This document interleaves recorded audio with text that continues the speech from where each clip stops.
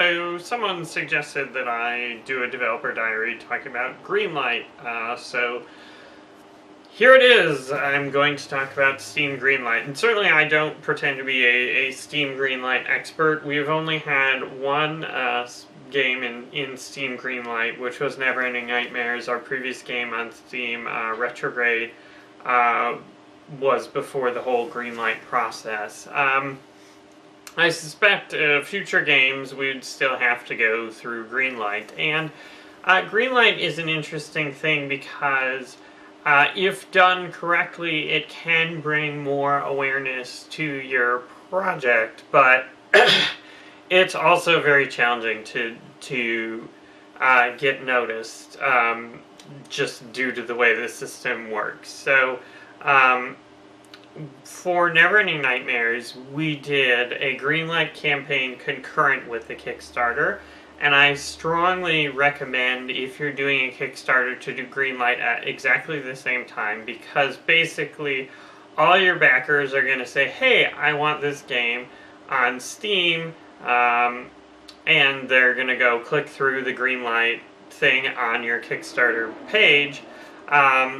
So then you get more buzz. Then it works the other way, is some people will find your game on Greenlight, say, hey, that's cool, let me go, back this on Kickstarter. I think you get a lot of people going to Steam from Kickstarter, probably less so the other way around, but every little bit helps.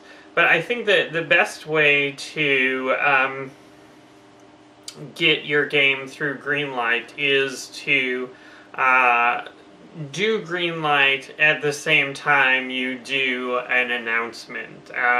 And getting an announcement in the game press is challenging, and that's sort of outside the scope of this video. But basically, if you say, hey, I have this new trailer, or I'm announcing this new game, and you can get a bunch of games, websites to run that story, you can include the information, hey, would you say the game's in Steam Greenlight, because usually the platform release date section at the end of the article, if you can say, hey, we're shooting for a Steam release, and here's the link on Greenlight, then I'm sure they would include that. So then that'll drive traffic to your Steam Greenlight page. If you don't have, if you're not generating game press, and, I think and game press, especially for indies with no press connections, it can be very challenging to get.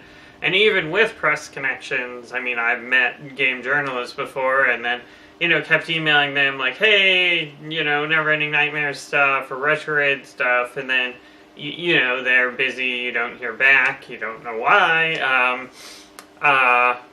That's just, I mean, they're really busy, and there's so many games for them to cover. Certainly I don't hold it against them. I'm just saying that even someone, I've been doing indie development for close to 7 years now, and I've have a pretty good network of, I've met certain people in the game press, and but not everyone will run a story just because I know them or ask them to. Which, I mean, of course, if you do have anyone's email in the press, you should ask them to run a story about your Greenlight campaign, about your game, about anything, because it can't hurt, and it can be extremely helpful. So certainly that's a good thing, and otherwise I think if you can't get game press, you have to do a sort of grassroots campaign, get all your friends to vote on your campaign, get them to spread the word on Twitter, and hope for the best. And I think, and I don't really know how the Greenlight system works, but they are taking, a lot of games through the pipeline, and so it may just be a matter of waiting long enough to get in the top 100, and then they'll call the 100. Because I suspect as they keep grabbing more and more games, the bar for what it takes to get through Greenlight is lowering. And I think that also you have to treat Greenlight like a marketing platform. You can't just, have some screenshots and a drawing of your game and say, hey, this is why it's cool.